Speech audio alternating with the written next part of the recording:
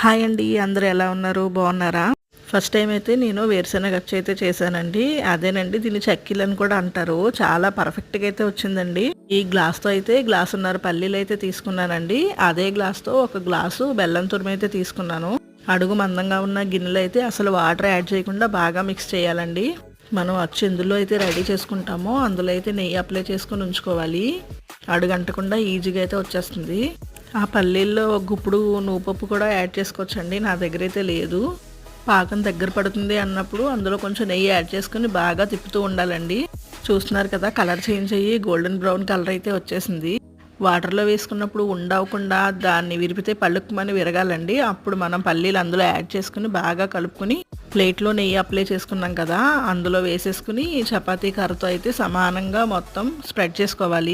అలాగే వేడిగా ఉన్నప్పుడే చాకుతో లైట్గా మార్క్ చేసుకోవాలి. చూసారు కదండి, రెడీ అయిపోయింది.